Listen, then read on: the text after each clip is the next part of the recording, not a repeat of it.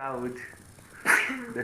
E aí, galera, vamos curtir e compartilhar esse vídeo aí, porque o YouTube tá bloqueando muito nosso canal. Um abração aí, força. Beijo, filho. Te amo, tchau.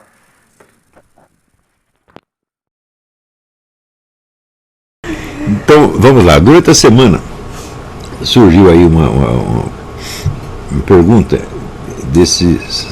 conversa sobre discussão sobre ciência e religião.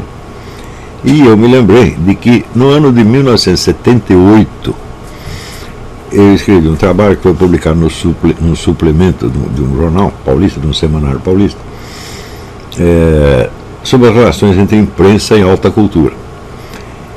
E eu já via naquela época uma tendência que depois se confirmou, que é o seguinte: até uma certa época do século XX você tinha, vamos dizer, uma distinção bem nítida entre o que era alta cultura e o que era mídia, diversões públicas, etc, etc.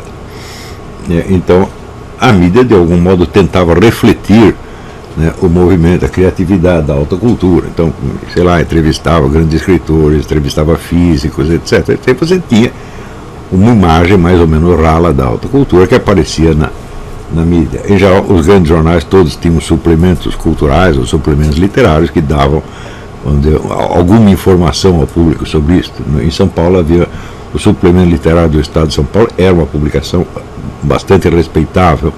No Rio de Janeiro tinha uma do Jornal do Brasil, né? Mas a situação estava mudando rapidamente, quer dizer, a força da mídia estava se tornando tão grande, que ela exercia mais influência sobre as universidades e a alta cultura do que o oposto. E eu estava vendo que isso estava aumentando, e então eu falei, olha, daqui uns anos vai ser exatamente o contrário, quer dizer, a alta intelectualidade ela vai ser serva da mídia, e portanto os debates culturais, intelectuais, científicos tenderão a refletir mais uma mentalidade de mídia do que, vamos dizer, a própria dinâmica interna da alta cultura. Automaticamente, o nível desses debates vai baixar formidavelmente, e o que nós vamos ouvir a título de debate científico daqui 20 ou 30 anos vai ser um desastre total. Isso no mundo inteiro. Agora, tudo que acontece de decadência cultural e intelectual no mundo, no Brasil acontece de uma maneira muito pior, porque o Brasil não tem retaguarda, o Brasil não tem 2000 anos de história, tá certo? Ele não teve essa famosa herança greco-latina medieval, nunca entrou no Brasil, né? Um exemplo que eu mesmo citei disso é quando fizeram, eu comentei isso no Jardim das Aflições, quando fizeram a coleção Os Pensadores, que pretendia dar ao público jovem brasileiro uma visão do que foi a filosofia universal. Eles concederam à filosofia medieval um único volume e botavam nas outras volumes inteiros para pensadores de quinta categoria.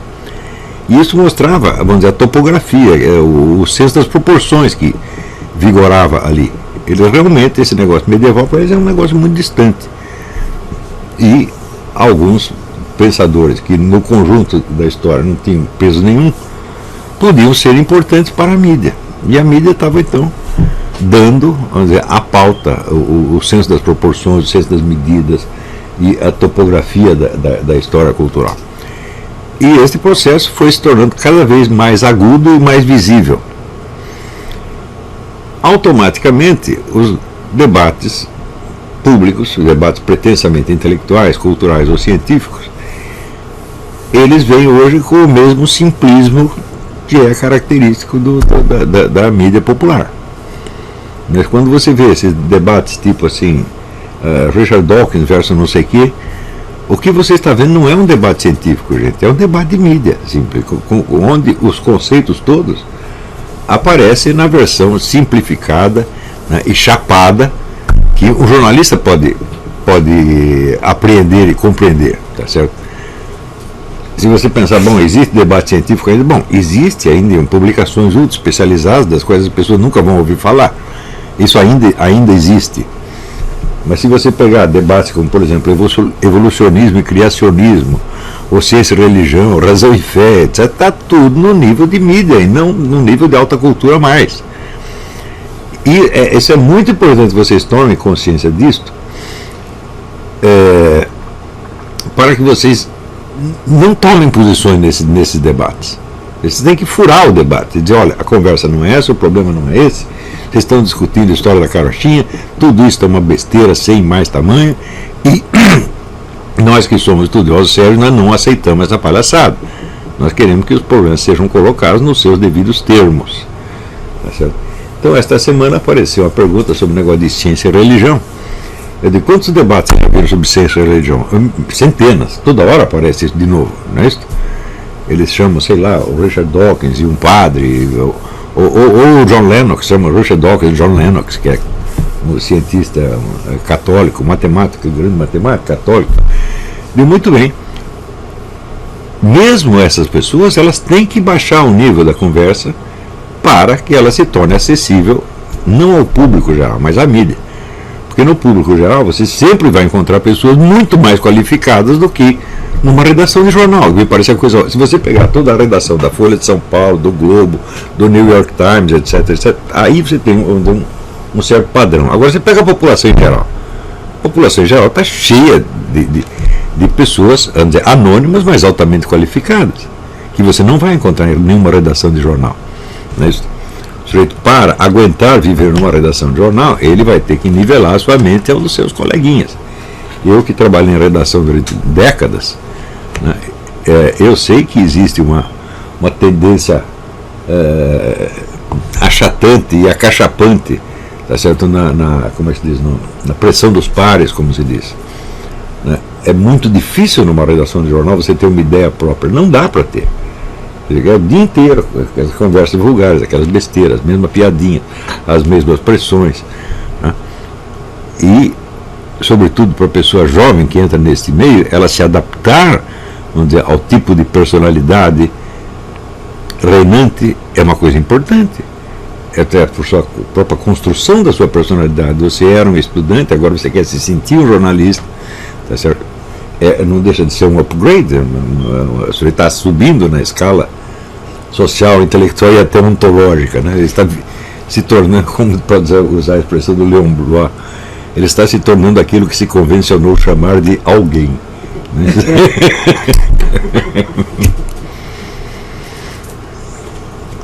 Então, quando aparece esse debate, assim, eu já fico aterrorizado, porque eu já sei o que vem. Então eu falei, bom, se nós fôssemos organizar um debate sério a respeito deste problema, nós teríamos que começar sabendo o que é ciência e o que é religião. Não é isso? Claro que existe uma visão popular, também simplificada e esquemática do que é uma coisa e do que é outra. Mas esta visão popular, se você a traduzir vamos dizer, num conceito explícito, o que dá? Nós sabemos que existem várias religiões e que as doutrinas delas são incompatíveis entre si. Se você pegar, por exemplo, o hinduísmo, tem uma pleiade de deuses que não acaba mais, né, ao passo que as religiões monoteístas assumem um só. O Deus do cristianismo é um Deus que se encarna na história, ao passo que o Deus do Islã, você sempre dizer que ele se encarnou na história, é um pecado, é um crime que pode resultar na pena de morte.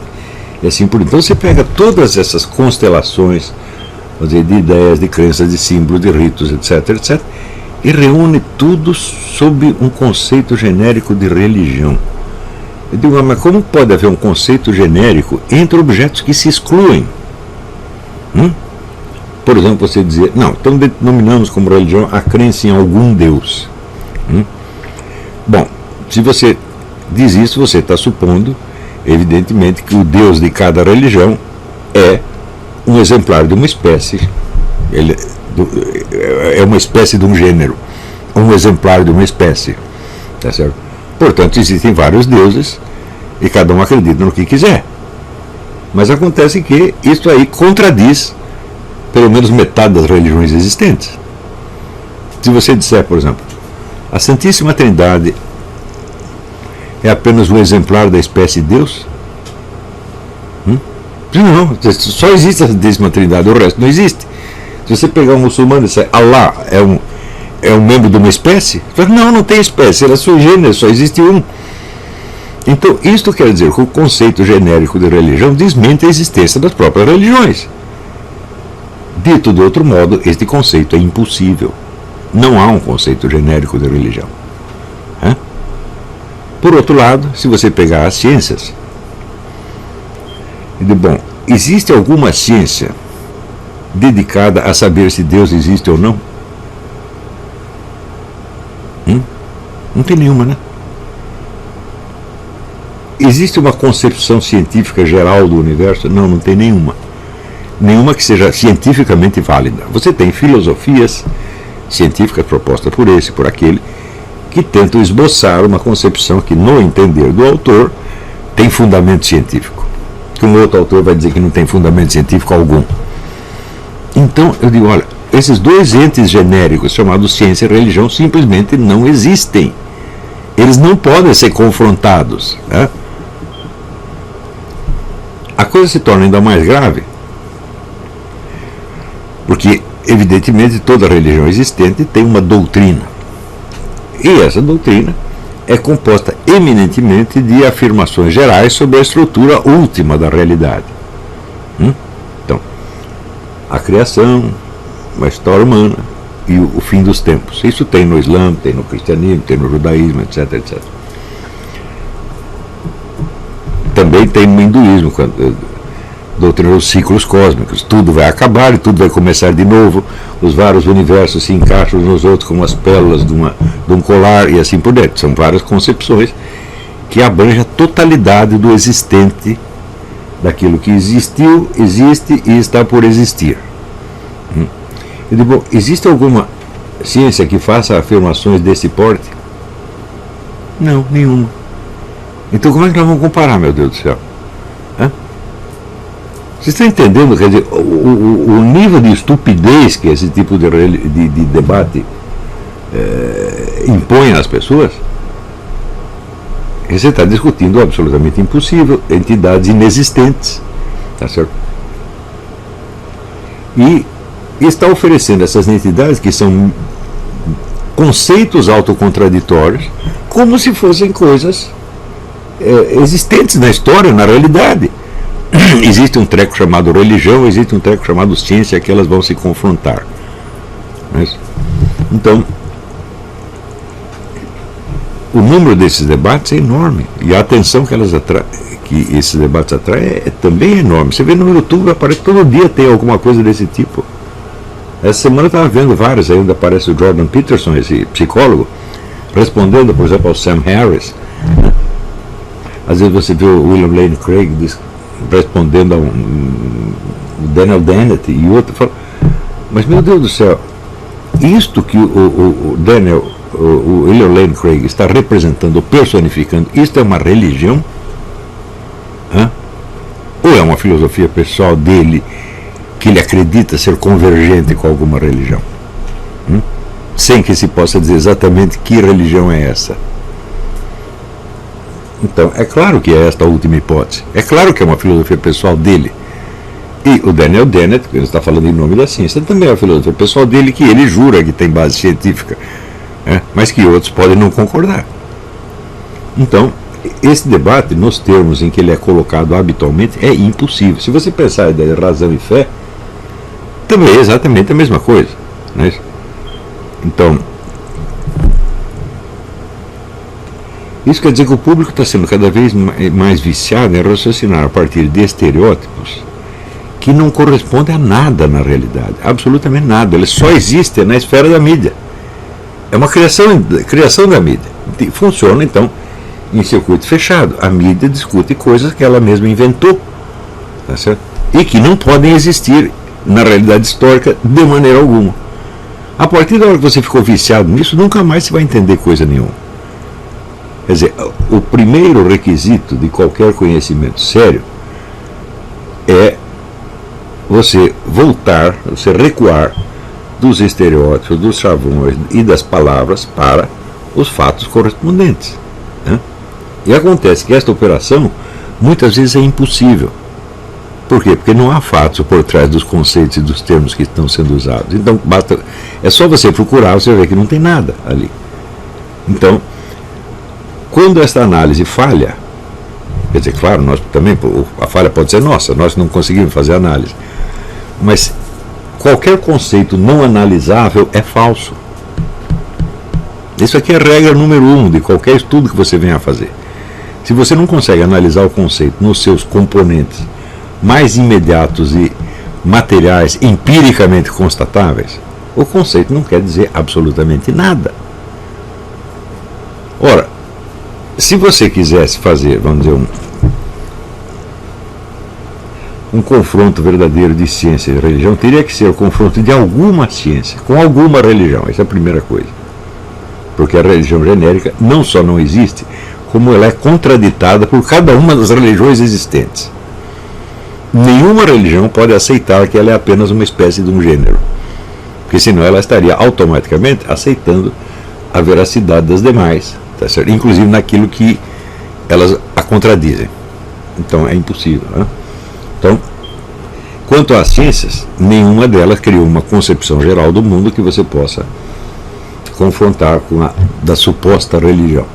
Então só pode ser a confrontação de uma ciência em particular, ou duas ciências, ou três ciências, com alguma religião existente. Mais ainda, eu digo, no que consiste a veracidade de uma religião?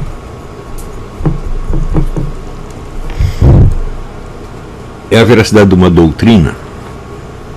Pensa bem se isto é possível. Uma doutrina é um conjunto de afirmações sobre a realidade. A veracidade de uma afirmação depende de que os objetos a que ela se refere existam na experiência. Ou seja, nenhuma doutrina pode ser verdadeira em si mesma. Ela é verdadeira porque ela se refere a um objeto.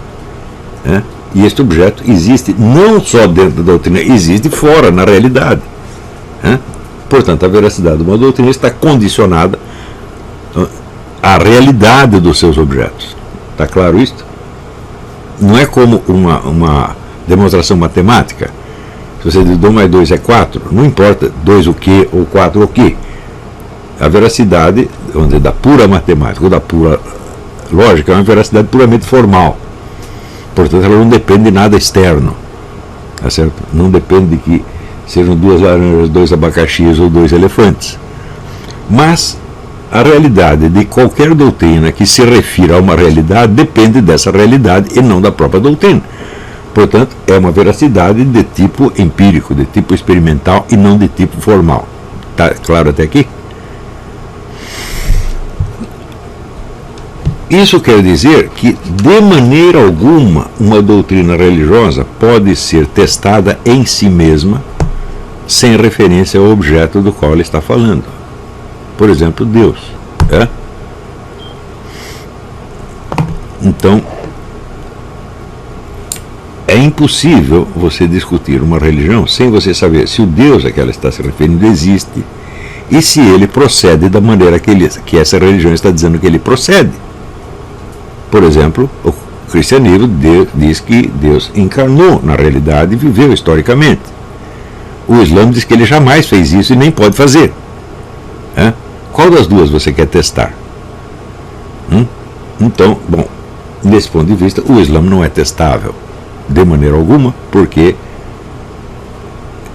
se o Deus a que ele se refere, os muçulmanos se referem, só existe enquanto entidade universal, não encarnada no mundo terrestre, ele não pode ser testável de jeito nenhum. Então o Islã está fora da discussão.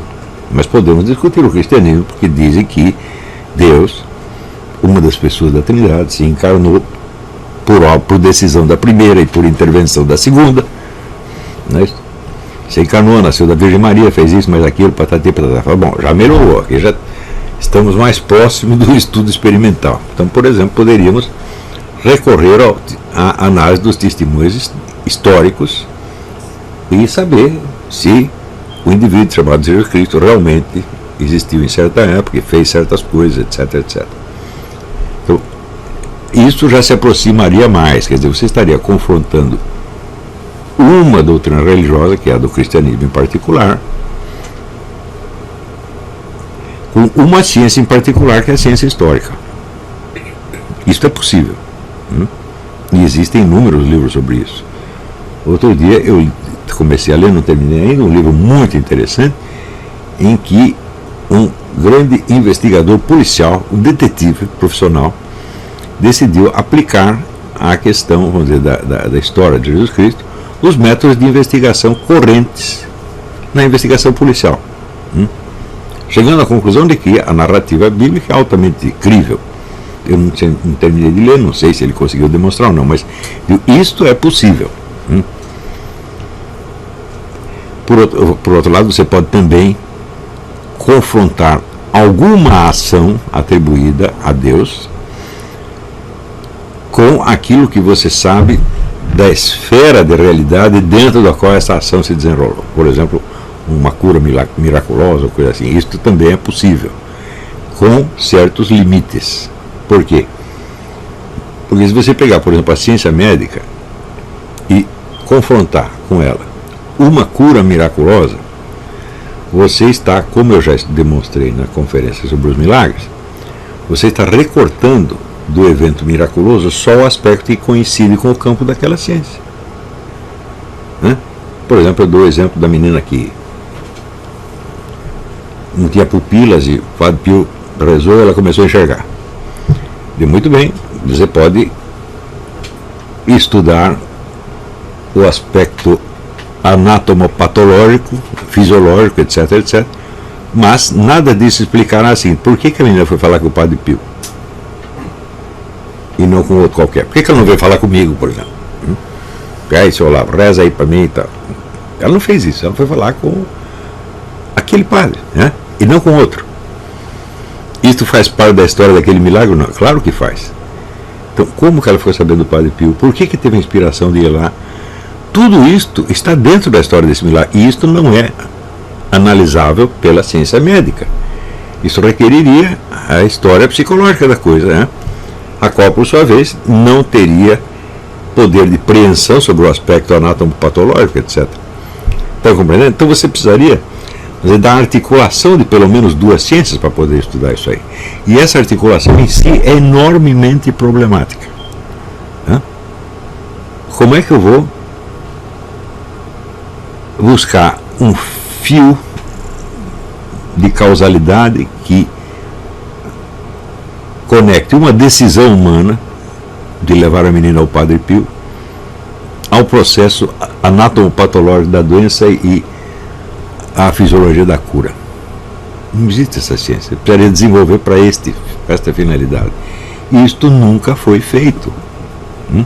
Então isso quer dizer que nem mesmo aquela pequena dose de confronto possível foi atendida ainda com os requisitos de um conhecimento científico, não digo válido, mas relevante. Nem isto foi feito ainda.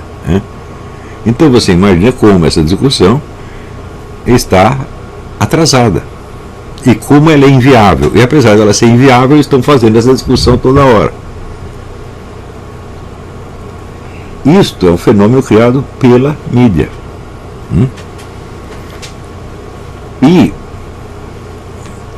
não havendo para a maioria das pessoas outro meio de informação senão a mídia popular, o que quer que apareça na mídia aparece como se fosse a própria realidade. Por isso você não tem outros canais. Por exemplo, se você lê num jornal ou vê no noticiário de televisão a narrativa de um acontecimento que você presenciou, você pode dizer, foi assim ou não foi assim. Quer dizer, você mesmo é testemunha. Mas só as testemunhas podem fazer isso, os outros não podem. Então, se você receber informação pela mídia, por onde você há de receber uma outra informação com que você possa compará-la? Não existe. Se você falar mídia alternativa, eu falo, bom, mídia alternativa fornece um meio de comparação, mas ela também é mídia. E mídia quer dizer um negócio intermediário. Não é o fato bruto que está chegando a você. Tem uma mediação, e essa mediação, evidentemente, transforma o fato. transforma de acordo com o quê? Primeiro, com as normas de trabalho de cada organização jornalística. Quer dizer, você quando entra para trabalhar num jornal, você sabe que as notícias têm que ser apresentadas assim. Estou descontando a hipótese da distorção premeditada. Então, quando eu comecei a trabalhar no jornal, eu tinha 17 anos de idade, então, o grande sucesso do momento no Brasil era o Jornal do Brasil, que tinha adotado as normas de redação do New York Times. Então, a coisa era a seguinte: a notícia tinha que ser resumida em 5 linhas, depois em 3 linhas você fazia, vamos dizer, um aspecto menor, menos importante, daí você botava um intertítulo, daí mais 10 linhas, outro intertítulo, mais 10 linhas, é a média, não era rigor, não era matemática. Mas eu pensava assim, quem disse que toda notícia pode ser exprimida nesta fórmula?